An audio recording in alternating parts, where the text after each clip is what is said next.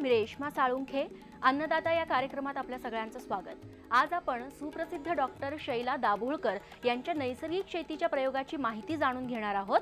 त्याचबरोबर पुरंदर तालुक्यातल्या एका महिला शेतकऱ्याची खास यशोगाथा देखील आपल्याला बघायची आहे। सोबतच बाजारभावाची माहिती देखील बघणार आहोत। सुरुवात करूयात ठळक घडामोडींनी। रब्बी हंगाम 2019 मध्ये अर्थात चालू हंगामात भाताची पेरणी विक्रमी झालेली आहे। जवळपास 49 लाख हेक्टर्सवरती ही पेरणी झाली आहे। भाताच्या पेऱ्यामध्ये तब्बल 14% वाढ झाली आहे। त्याचवेळी कडधान्यांच्या पेऱ्यात 5% आणि ज्वारीच्या पेरणीत 18% घट झाली आहे। तर मक्याचं क्षेत्र 9% घटलंय। बहुतांश पिकांच्या क्षेत्रात घट झाल्याने यंदा टंचाईची स्थिती निर्माण होण्याची शक्यता आहे। त्याचवेळी धान पेरा वाढलेला आहे, त्यामुळे थोडासा दिलासा मिळालाय। देशातल्या 21 राज्य आणि केंद्रशासित प्रदेशातल्या 2021 कोटी रुपये 1 कोटी 1 लाख शेतकऱ्यांच्या खात्यावरती जमा झाल्याची पंतप्रधान कार्यालयाने माहिती दिली। मोदींनी गोरखपूर इथं हा कार्यक्रम आयोजित केलेला होता। त्याचवेळी ओरो सिंधुदुर्ग इथं वाणिज्य मंत्री सुरेश प्रभू यांनी देखील या योजनेचा शुभारंभ केला।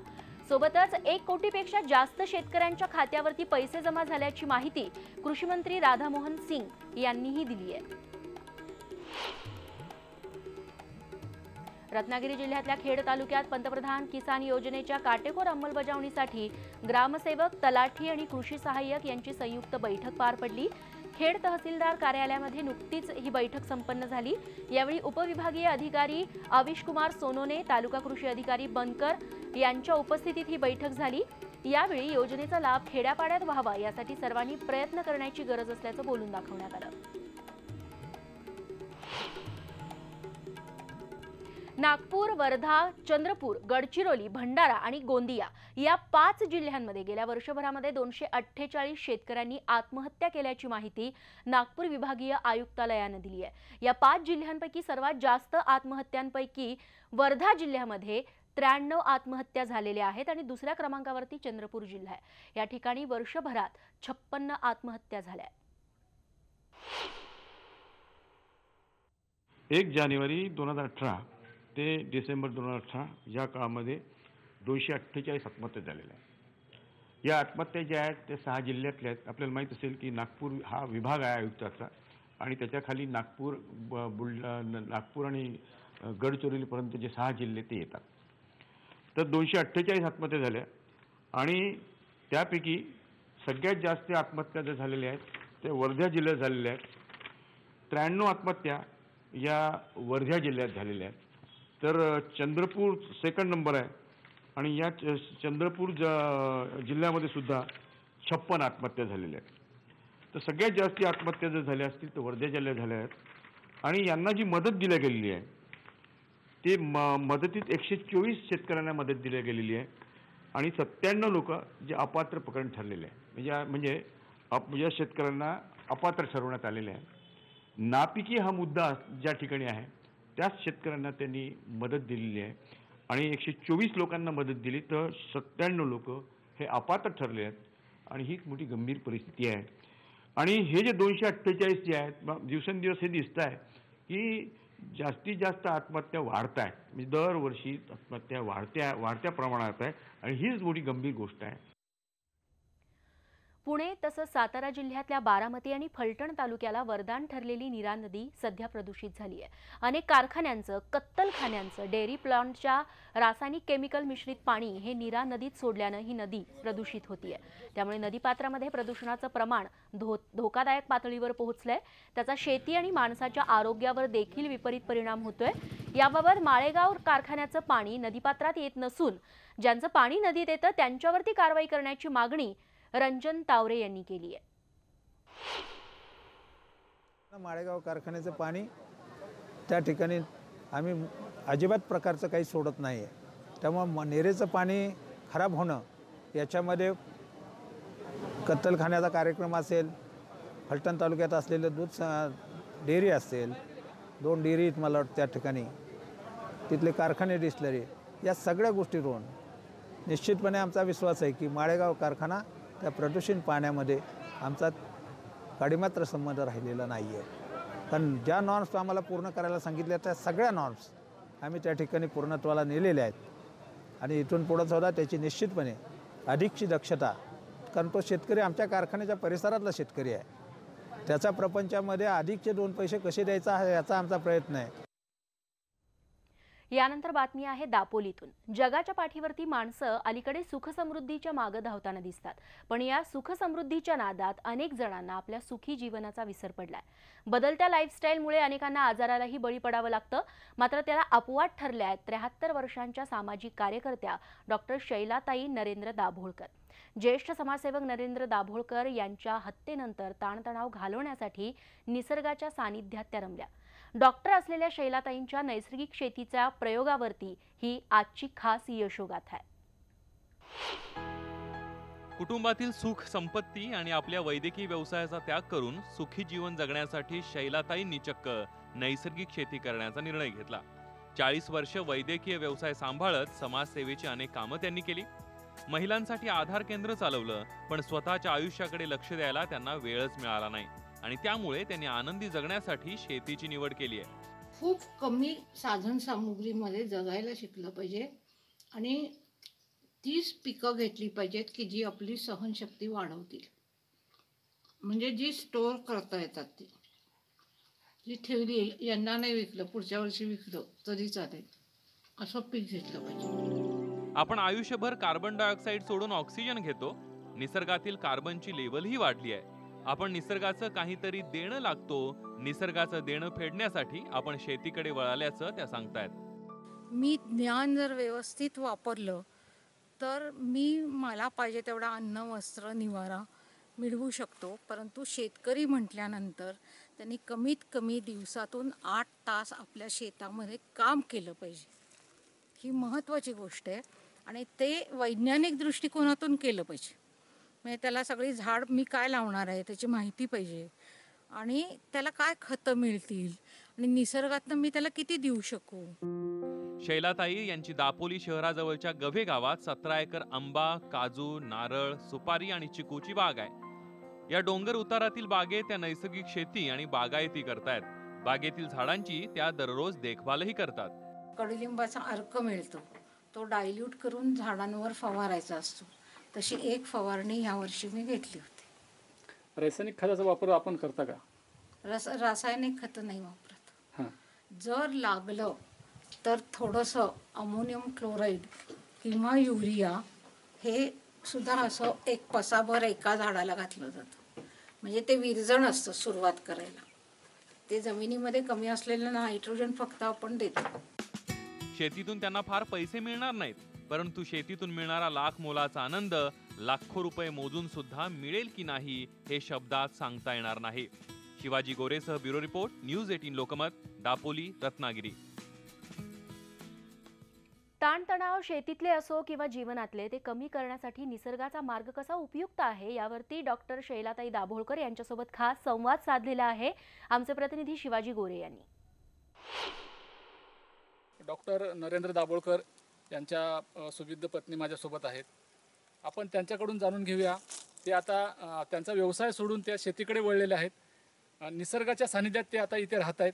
नेमकं काय कारण आहे, कशाबद्दल त्या इथे निसर्गामध्ये त्या रमल्यात, आपण त्यांच्याकडूनच जाणून घेऊया. बाकी मला सांगा, आपला चांगला व्यवसाय होता, सुख संपत्ती सगळं काही सोडून तुम्ही आज या ठिकाणी येऊन शेती करताय, निसर्गाच्या सानिध्यात आलात, काय कारण आहे नेमकं? मला असं वाटलं की माझ्या आयुष्यात मला खूप मिळालंय, तर मी काय काय देणं राहिलेलं आहे. महत्वाची गोष्ट मी निसर्गाचं देणंच राहिलेलं आहे. मी जो श्वास घेतला, माझ्या संबंध कुटुंबियांनी जो श्वास घेतला, त्यांच्या माझ्या आजूबाजूच्या लोकांनी जो घेतला, त्याच्यामध्ये आपण सगळ्यांनी कार्बन डायऑक्साईड बाहेर टाकला आणि ऑक्सिजन घेतलं. मग ह्यातलं कार्बन लेवल वाढलंय जगातलं, ते कमी करणं माझी काहीतरी जबाबदारी आहे का नाही, आणि मला शक्य आहे आज, तर मी तो प्रयत्न केला पाहिजे. कारण शेवटी ही पृथ्वी टिकली, सजीव सकस जी आपण म्हणतो ती. आज आपण शेतीकडे का वळलात? तर हे सगळं पाहिजे असेल तर ही निसर्गाची ओढ आपल्याला शेतीकडे आणते.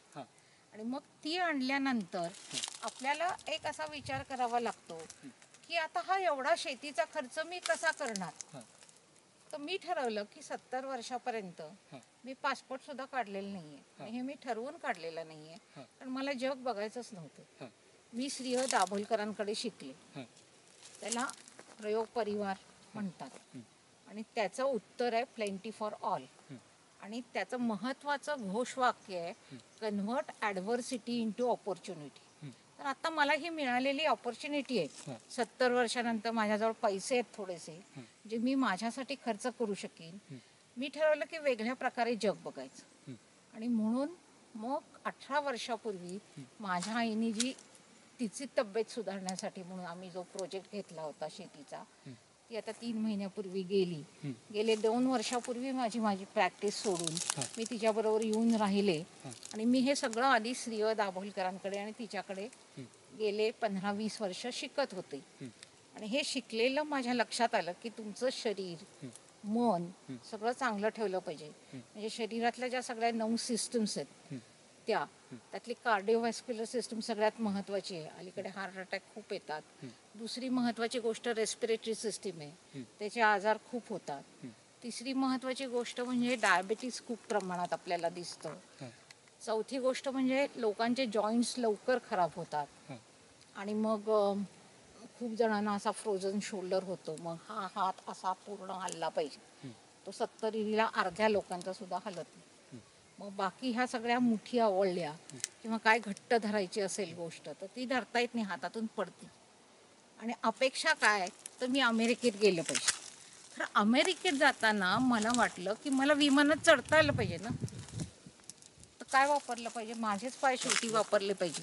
माझे मला वापरायचे असतील तर मी 3 लाख रुपये खर्च करून ऑपरेशन करून मला ते होणार नाही. मग त्याच्याऐवजी मी इथे जर हा डोंगर चढत राहीन आणि उतरत राहीन, म्हणजे माझ्या आईने दाखवलं आणि 92 वर्षापर्यंत ती हेल्दी होती, तर तसं मी केलं तर काय होईल?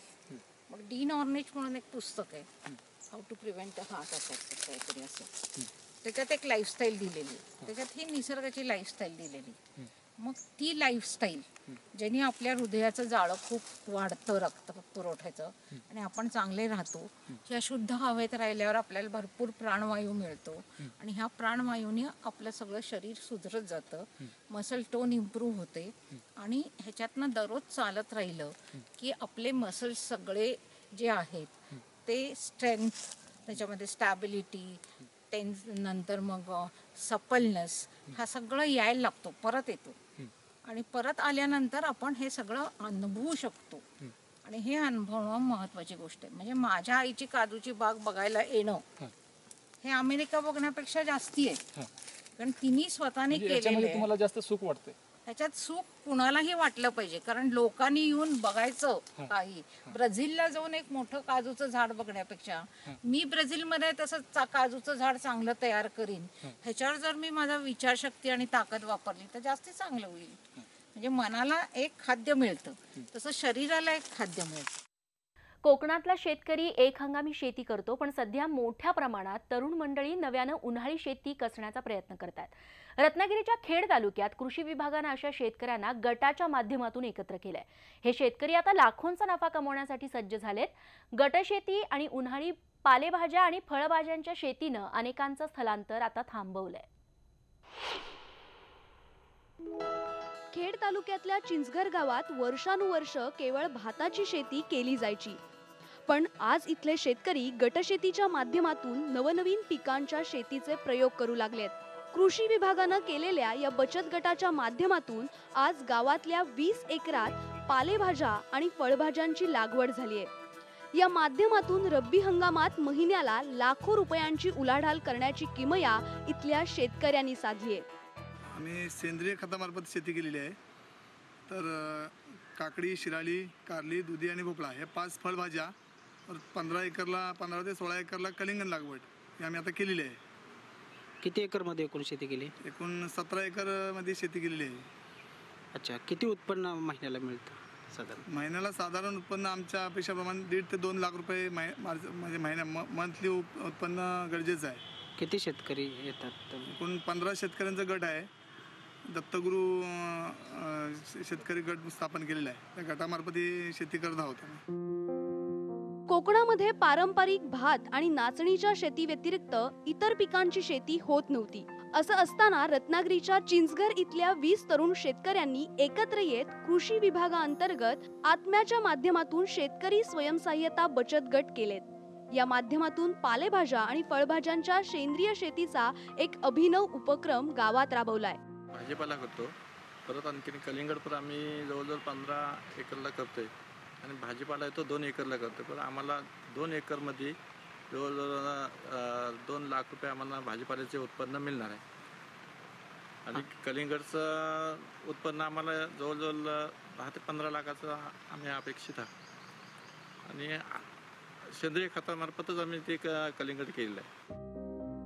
या शेतकऱ्यांनी 20 एकरात कलिंगड, पावटा, भोपळा, दोडका, कारलं, काकडी, कोथिंबीर, तूर, शिरळ याची लागवड केली आहे. सध्या या पिकांपैकी बऱ्याच पिकांचं उत्पन्न सुरू आहे. त्यांच्या विक्रीचं काम गटातले सदस्यच करतात. यातून त्यांना महिन्याकाठी किमान 15 लाखांची उलाढाल होतीये. कृषी विभागाअंतर्गत आत्मा ही योजना आहे आणि या योजनेअंतर्गत गेल्या 4 वर्षापासून आपण विविध शेतकऱ्यांचे शेतकरी बचत गट स्थापन करत आहोत आणि या शेतकरी बचत गटामधून आपण त्यांना समूह शेती करण्याबद्दल उद्युक्त करत आहोत. त्याचप्रमाणे या चिंचघर गावातील 15 शेतकऱ्यांनी मिळून दत्तगुरू शेतकरी स्वयंसहायता बचत गट आपण 2014-15 साली या स्थापन केलेला आहे आणि या बचत गटामधून आता आपण यावर्षी 17 एकर क्षेत्रावरती कलिंगड आणि मिक्स भाजीपाला घेण्यात आलेला आहे. कोकणातले शेतकरी आता दुबार हंगामात शेती करू लागलेत. त्यामुळे मोठ्या प्रमाणात रोजगार तयार होतोय. त्याचबरोबर अर्थजनांचं मोठं साधनही उपलब्ध होऊ लागलंय. कोकणामध्ये याआधी केवळ पारंपरिक भात शेतीच केली जात होती आणि ती देखील पावसाळ्यामध्ये केली जायची. परंतु आता रब्बी हंगामामध्ये देखील येथील काही शेतकऱ्यांनी बचत गट तयार करून पालेभाज्या आणि फळभाज्यांची शेती केलेली आहे. याच्यातून लाखो रुपयाची उलाढाल होते. गावोगावामध्ये तरुणांनी या शेतीच्या माध्यमातून त्यांची आर्थिक उन्नती करून घेतलेली आहे. गटशेतीच्या माध्यमातून शेतीमध्ये यश आल्यानं गावातल्या शेतकऱ्यांचा आत्मविश्वास वाढलाय. येणाऱ्या काळात शेतीचं क्षेत्र वाढवणं किंवा त्यामध्ये सेंद्रिय क्षेत्र वाढवण्याचा त्यांचा मानस आहे. शेतीत भरपूर उत्पन्न कसं मिळेल हे आम्ही प्रयत्न करत गेलो आणि त्याला यश येत गेलं. त्या यशाला साक्षी कृषी अधिकारी ह्या मॅडम आहेत. ह्या लोकांनी आम्हाला मार्गदर्शन करून आम्हाला जास्तीत जास्त कसं उत्पन्न घेता येईल. आता नाही म्हटलं तरी ह्या शेतीमध्ये अगदी कशी सीझनला ह्या 20-25 लाख रुपयाचा धंदा कसा पण होतो. म्हणजे 10-15 लाख रुपये मिळून जातात. असं आम्हाला भात शेतीत वगैरे मिळत नव्हते. आम्ही भात शेती करतो. म्हणजे ह्याच्यामध्ये आपल्या इथल्या शेतकऱ्यांनी इथल्या तरुणांनी असं घ्यायला पाहिजे की मुंबईत जाऊन 5-7 हजार रुपयात नोकरी करण्यापेक्षा इथलंच ह्या आपल्या लाल मातीमध्ये काहीतरी आपल्याला पिकवता येईल, आपल्याला काहीतरी घडवता येईल.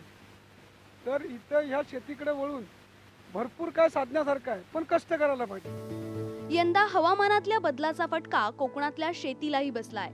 पण खरीप पाठोपाठ रब्बी हंगामात थेट भाजीपाल्याची शेती करून चिंचघरच्या या शेतकरी गटानं चांगलीच आर्थिक भरारी घेतलीये. आत्मा अंतर्गत आपण गेल्या 4 ते 5 वर्षापासून 82 शेतकरी बचत गट स्थापन केलेले आहेत. त्यापैकी खरीप हंगामामध्ये सर्वच शेतकरी बचत गट शेती करत आहेत भाताची आणि 20 ते 25 गट आहेत जे रब्बी हंगामामध्ये कलिंगड, भाजीपाला, भुईमूग ह्या प्रकारची शेती घेत आहेत. त्याच्यामधून त्यांना जवळजवळ 50 ते 60 लाखाची उलाढाल त्यांची रब्बीच्या हंगामामध्ये होत आहे.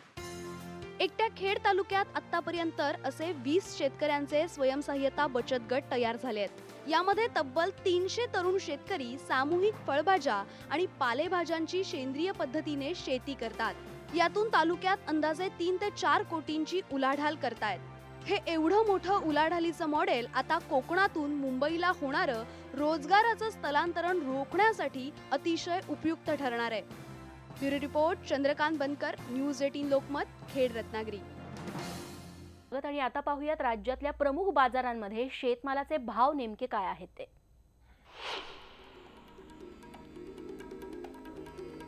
कांदा जळगाव किमान भाव आहे 2.5 रुपये किलो, तर कमाल भाव आहे 5.5 रुपये किलो. घाऊक बाजारातले दर आहेत हे.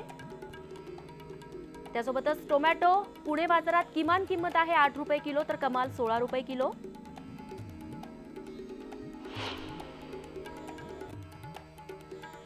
वांगी पाटण किमान किंमत आहे 6 रुपये किलो तर कमाल 8 रुपये किलो.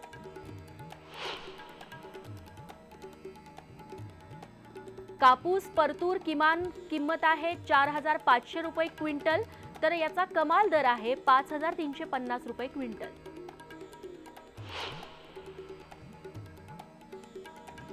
सोयाबीन अमरावती किमान किंमत आहे 3,000 रुपये क्विंटल तर कमाल दर आहे 3,550 रुपये क्विंटल.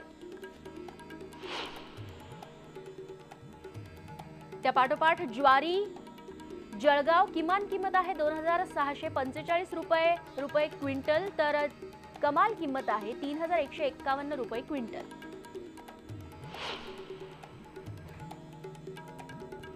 तांदूळ गडचिरोली किमान किंमत आहे 1,850 रुपये क्विंटल तर कमाल किंमत आहे 2,150 रुपये क्विंटल.